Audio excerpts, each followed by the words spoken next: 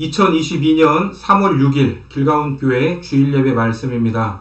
오늘 본문은 사사기 3장 1절에서 6절까지 말씀입니다. 같이 봉독하겠습니다.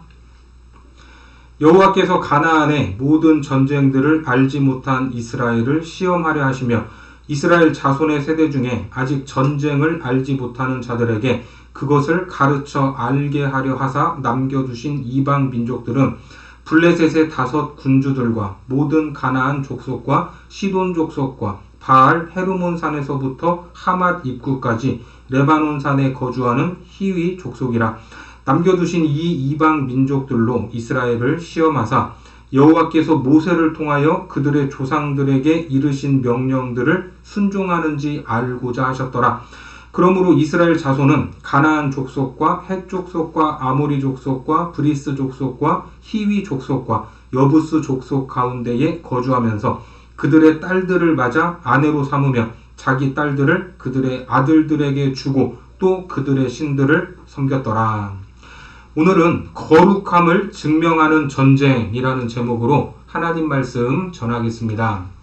하나님께서 구원하신 이스라엘은 여호수아의 죽음 이후에 급격하게 무너져 내렸습니다. 하나님을 알지 못했고 하나님이 행하신 놀라운 일들도 알지 못했습니다. 그들의 삶에 하나님이 있는 것처럼 보였지만 삶의 중심에 모셨던 하나님이 아니라 그저 조상들이 믿었던 하나님이요, 하나의 전통처럼 자리하고 있던 하나님이었습니다. 그래서 믿음으로 진군해야 할 상황에서 철병거를 핑계로 멈췄고 하나님의 방법이 아닌 인간적인 방법을 동원해서 승리를 얻으려 했습니다. 가나안에서 완전히 멸절해야 할 이방 족속들도 다 쫓아내지 않았던 겁니다. 왜 그랬습니까? 당장 눈앞에 이익을 얻을 수 있었기 때문입니다. 그렇게 이스라엘은 하나 둘씩 타협을 하다가 결국에는 어디까지 가게 됩니까? 가나안의 우상인 바알과 아스다롯을 섬기게 됩니다. 이런 지경까지 가니까 하나님이 선언을 하셨죠. 지난 본문 2장 마지막 부분에 보시면 여호와께서 이스라엘에게 진노하여 이르시되 이 백성이 내가 그들의 조상들에게 명령한 언약을 어기고 나의 목소리를 순종하지 아니하였은즉 나도 여호수아가 죽을 때에 남겨둔 이방 민족들을 다시는 그들 앞에서 하나도 쫓아내지 아니하리니 이는 이스라엘이 그들의 조상들이 지킨 것 같이 나 여호와의 도를 지켜 행하나 아니하나 그들을 시험하려 함이라 하시니라. 여호와께서 그 이방 민족들을 머물러 두사 그들을 속히 쫓아내지 아니하셨으며 여호수아의 손에 넘겨주지 아니하셨더라. 그들이 자기 이익을 위해서 남겨두었던 가나안 족속들 그리고 그 땅에 있던 우상들이 이제는 이스라엘을 시험하는 도구가 될 것이고 이제 이방 민족의 손에 이스라엘이 넘어가게 된 것입니다. 그렇게 시작된 하나님의 심판으로 인해 이스라엘은 살려달라고 부르짖을 것이고 그때마다 그들을 구원할 사사를 보내주십니다. 그래서 하나님이 보내신 사사는 패역한 이스라엘을 향해 가지셨던 하나님의 마음이고 또 사랑의 표현이었던 것입니다. 그렇게 사사를 통해서 그들에게 평안이 임하고 조금 먹고 살만하게 되면 하나님을 잘 섬길 것 같은데 안타깝게도 이스라엘은 또다시 불순종했고 끈질기게 반복되는 죄악의 패턴을 끊어내지 못했습니다. 오늘 본문에서도 2장 마지막 부분에서 언급하셨던 쫓아내지 않은 이방 백성 그들이 있다는 것을 언급하면서 시작하고 있습니다. 본문 1절과 2절 말씀을 보겠습니다. 여호와께서 가나안의 모든 전쟁들을 알지 못한 이스라엘을 시험하려 하시며 이스라엘 자손의 세대 중에 아직 전쟁을 알지 못하는 자들에게 그것을 가르쳐 알게 하려 하사 남겨두신 이방 민족들은 여기서 강조되는 첫 번째는 바로 전쟁입니다. 가나안의 모든 전쟁들 좀 더 구체적으로는 모세를 통해 출애굽하는 과정에서 보이셨던 하나님의 능력이요 광야 40년 동안 베풀어 주셨던 놀라운 은혜와 여호수아를 통해 가나안에서 치렀던 전쟁들입니다. 이 모든 과정들이 다 전쟁이었습니다. 그래서 성경은 군사훈련과는 전혀 관계가 없었던 이스라엘, 애굽에서 400여 년 동안 종살이만 하던 그들을 향해 뭐라고 불렀습니까? 여호와의 군대라고 불렀습니다. 출애굽기 12장 40절과 41절 말씀에 보면 이스라엘 자손이 애굽에 거주한 지 430년이라 430년이 끝나는 그날에 여호와의 군대가 다 애굽 땅에서 나왔은즉 앞으로 하나님께서 이끌어 가시는 전쟁을 그들이 수행하고 그 전쟁을 통해서 하나님이 어떤 분인가, 어떻게 역사하시는가, 우리에게 무엇을 요구하시는가를 눈으로 보고 직접 체험하는 것입니다. 그래서 출애굽 시대와 광야 시대, 가나안 정복 시대를 살았던 사람들은 전쟁을 통해서 그것들을 배웠습니다. 하나님에 대해서, 하나님이 행하신 일에 대해서 알았던 것입니다. 물론 그것을 다 알았다고 해서 모두가 잘한 것은 아니었지만 전쟁을 경험한 세대와 경험하지 못한 세대는 그마저도 큰 차이가 있었던 것입니다. 그래서 여호수아 시대가 끝나고 난 이후 세대, 이스라엘 자손의 세대 중에는 그 전쟁에 대해서 몰랐기 때문에 전혀 엉뚱한 방향으로 나아갔고, 하나님은 그것을 가르쳐 알게 하시려고 이방 민족들을 남겨두셨다는 말입니다. 쉽게 말해서 앞으로 이스라엘은 이 민족들과 전쟁을 치르게 될 것이라는 말입니다. 처음부터 말씀대로 순종했더라면 더 이상의 전쟁을 치르지 않아도 될 일입니다. 하지만 우리는 성경이 말하는 이 전쟁의 개념을 알아야 합니다. 일단 전쟁이라고 하면 느낌이 좋습니까? 안 좋습니까? 느낌이 좋지 않습니다. 인류 역사가 전쟁의 역사라고 하지만 그래도 전쟁은 일어나지 않는 것이 좋습니다. 지금 전 세계의 이목이 러시아가 침략한 우크라이나에 집중되고 있습니다. 얼마나 많은 무고한 사람들이 죽어나가고 있습니까? 어린 아이로부터 노인에 이르기까지 한순간에 삶의 터전을 잃고 이웃나라로 피난을 가고 있는 상황입니다. 그런 안타까운 모습들을 보는 세계인들의 마음이 참으로 불편합니다. 그래서 많은 나라에서 여러 방법으로 우크라이나를 도우려고 하지 않습니까? 근래에 우리나라도 참전했던 베트남 전쟁, 이 전쟁을 겪었던 베트남의 작가 바오니는 전쟁의 슬픔이라는 소설을 썼는데 거기에서 전쟁이란 집도 없고 출구도 없고 남자도 없고 여자도 없다, 모든 것이 무감각해진다 라고 말하면서 내렸던 한 가지 결론이 있습니다. 그것은 바로 전쟁을 해서는 안 된다. 아무리 좋은 전쟁이라도 아무리 나쁜 평화보다 나을 수 없다고 말했습니다. 실제로 전쟁을 일으킨 사람은 말로만 전쟁의 당위성과 정당성을 떠들고 있지, 또 전쟁을 독려하고 있지, 전쟁터에서 죽어가는 사람들은 전쟁을 일으킨 사람이 아니라 누군가의 아들들입니다. 전쟁을 일으킨 사람은 죽지 않고 다른 사람이 죽고 있는 것, 그것이 현실입니다. 이런 전쟁을 바라보는 나라들은 저렇게 당하지 않으려고 군사력을 대폭 강화하려는 계획을 세우면서 잠재적 위협에 대비하는 모습을 볼 수 있습니다. 하지만 성경에서 오늘 언급하는 이 전쟁은 세상에서 하는 이런 차원의 전쟁과 다릅니다. 겉으로 보면 물리적인 싸움과 다툼이 있지만 단순히 뭔가를 차지하기 위해서, 뭔가를 지키기 위해서 싸우는 전쟁이 아니라 하나님 앞에서 지은 죄, 불순종의 죄악 때문에 치러야 하는 전쟁인 것입니다. 그래서 본문 3절과 4절 말씀에 보시면 블레셋의 5 군주들과 모든 가나안 족속과 시돈 족속과 바알 헤르몬 산에서부터 하맛 입구까지 레바논 산에 거주하는 히위 족속이라 남겨두신 이 이방 민족들로 이스라엘을 시험하사 여호와께서 모세를 통하여 그들의 조상들에게 이르신 명령들을 순종하는지 알고자 하셨더라. 여기에서 하나님이 가지신 목적이 무엇입니까? 이 명령들을 순종하는지 알고자 하셨다는 말입니다. 이 말은 뒤집어서 생각을 하면 그 명령에 대해서 이스라엘이 순종하지 않았다는 것이죠. 그 말씀에 순종하지 않았다는 것은 하나님의 말씀을 믿지 못했다는 말입니다. 앞서 하나님은 이미 너희 손에 넘기셨다고 하면서 가나안을 향해 진군하라고 하셨는데, 아무리 하나님이 계셔도 객관적인 전력으로 봤을 때 우리가 어떻게 철병거를 이길 수 있겠냐 하면서 그 앞에서 멈췄습니다. 여기에서 멈추지 않고 나아갔다면 이 전쟁을 통해 뭔가를 깨닫지 않았겠습니까? 그렇죠. 하나님이 원하시는 바를 이루었을 것입니다. 하나님이 우려하신 것들을 해소했을 것입니다. 그런데 이 과정을 통과하지 못했기 때문에 다시 훈련을 받고 다시 시험을 봐야 했던 겁니다.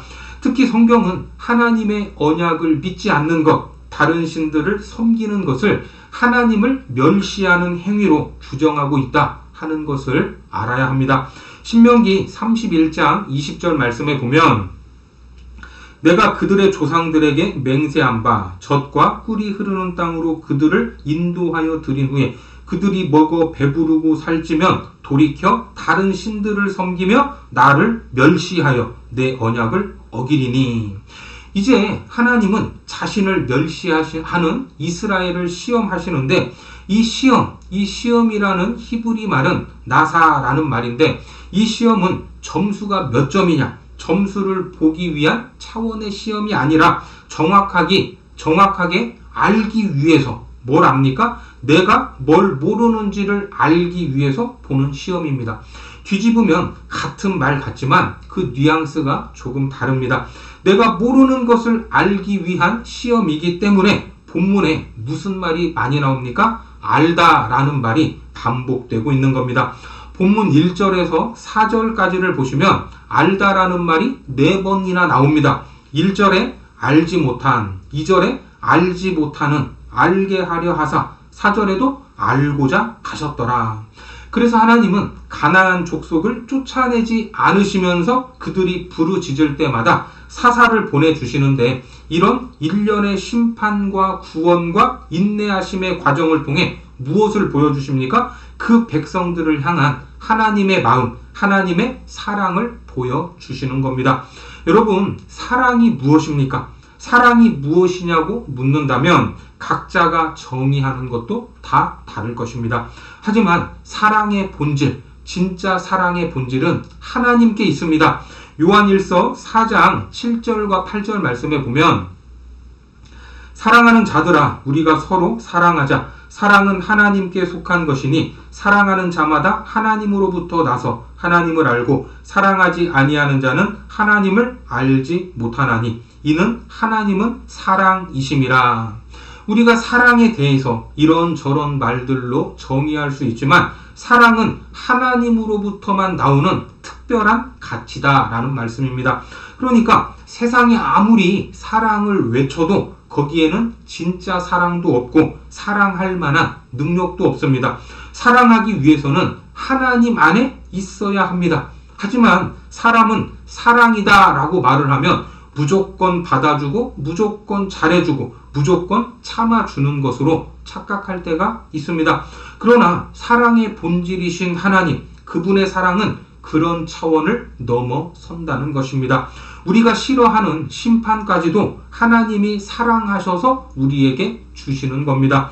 호세아 11장 8절 말씀에 보면, 에브라임이여 내가 어찌 너를 놓겠느냐, 이스라엘이여 내가 어찌 너를 버리겠느냐, 내가 어찌 너를 아드마같이 놓겠느냐, 어찌 너를 스보임같이 두겠느냐, 내 마음이 내 속에서 돌이키어 나의 긍휼이 온전히 불붙듯 하도다. 호세아 선지자 당시에도 이스라엘은 하나님을 배반하고 온갖 죄악을 저지르고 있었습니다. 하나님이 이러한 백성을 어떻게 해야 합니까? 그냥 참고 잘해주면서 오냐오냐 해야 합니까? 아닙니다.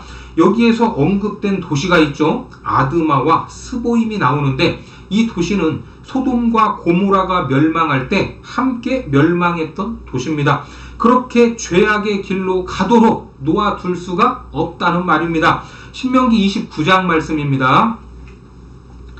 그 온 땅이 유황이 되며 소금이 되며 또 불에 타서 심지도 못하며 결실함도 없으며 거기에는 아무 풀도 나지 아니함이 옛적에 여호와께서 진노와 격분으로 멸하신 소돔과 고모라와 아드마와 스보임의 무너짐과 같음을 보고 물을 것이요 여러 나라 사람들도 묻기를 여호와께서 어찌하여 이 땅에 이같이 행하셨느냐 이같이 크고 맹렬하게 노하심은 무슨 뜻이냐 하면 그때의 사람들이 대답하기를 그 무리가 자기 조상의 하나님 여호와께서 그들의 조상을 애굽에서 인도하여 내실 때에 더불어 세우신 언약을 버리고 가서 자기들이 알지도 못하고 여호와께서 그들에게 주시지도 아니한 다른 신들을 따라가서 그들을 섬기고 절한 까닭이라.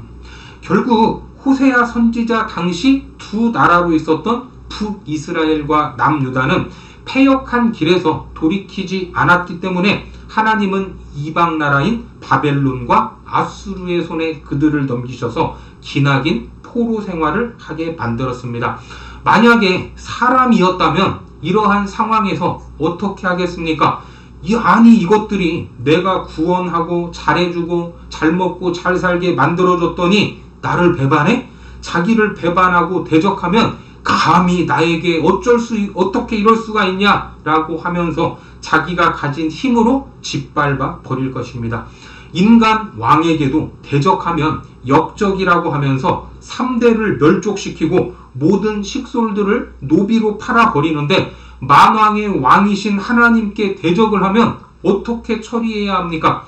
하지만 하나님은 인간들이 하는 보복 차원으로 반응하시지 않습니다. 그냥 모두 다 용서해 버리십니다. 그리고 또 기회를 주시고 돌아오기를 기다리신다는 겁니다.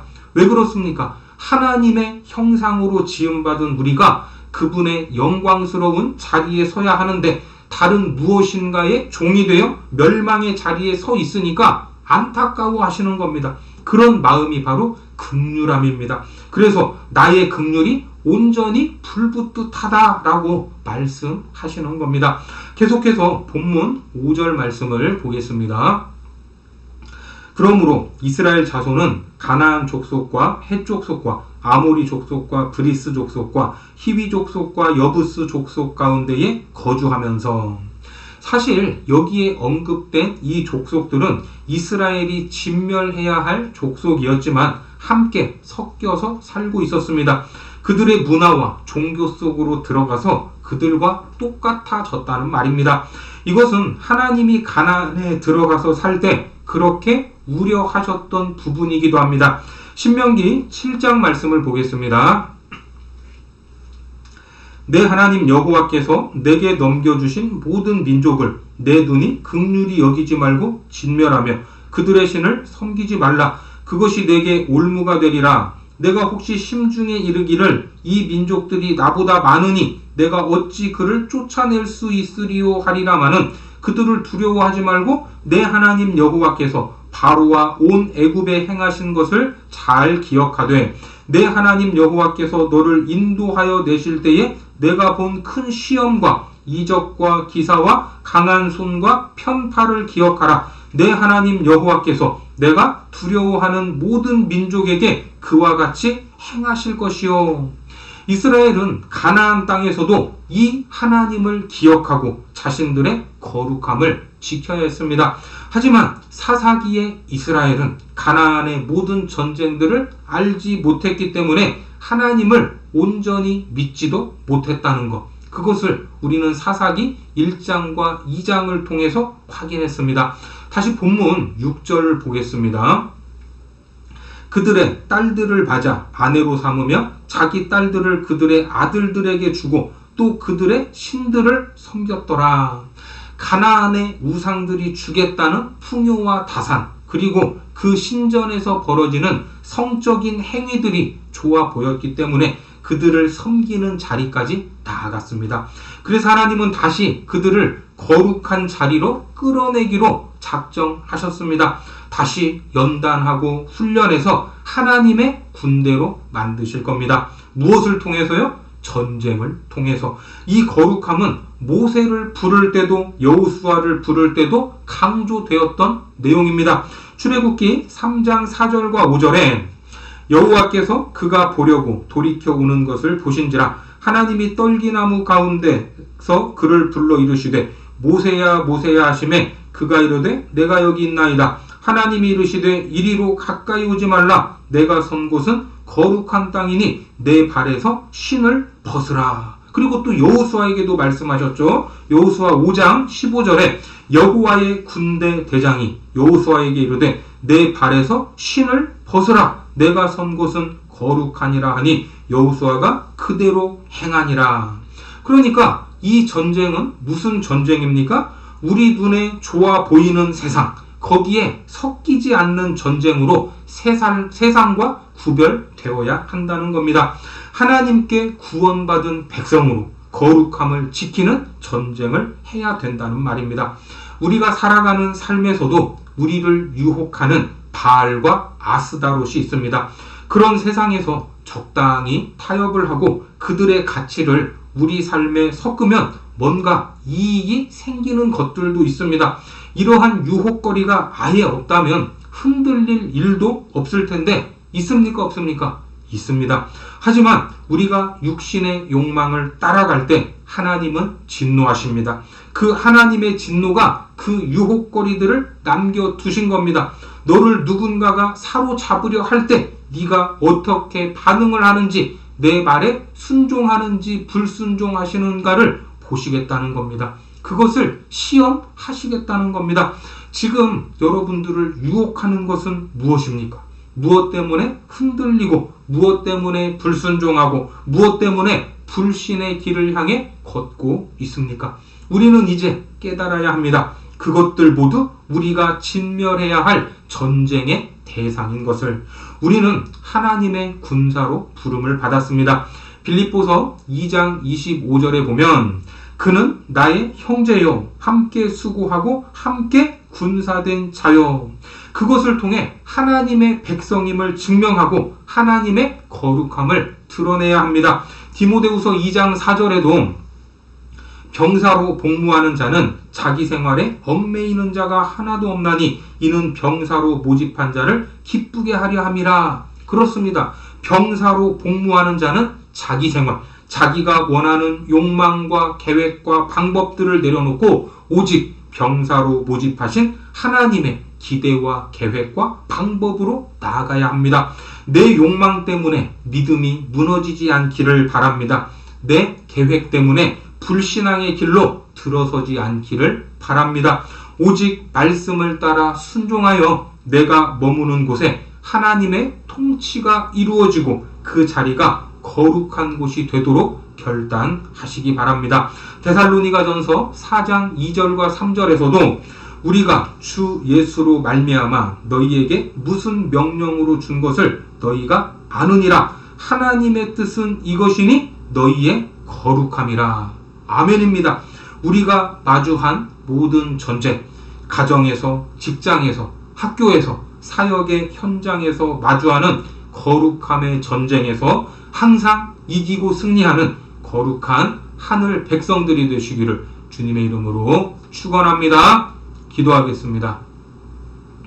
하나님, 우리가 구원받은 백성으로 이 땅을 살아갈 때에 세상의 많은 것들이 우리의 시선을 빼앗고 우리의 마음을 사로잡을 때가 있음을 고백합니다. 하지만 구원받은 백성으로 모든 순간 거룩함을 드러내기 원합니다. 육신의 욕망으로 인해 불순종의 길을 가지 않기를 원합니다. 유혹과 시험 앞에서 말씀을 붙잡게 하시고 하나님의 군사로 이 모든 전쟁에서 승리하게 하셔서 내가 머무는 곳에 하나님의 통치와 하나님의 나라가 임하게 하여 주옵소서. 예수님의 이름으로 기도드립니다. 아멘.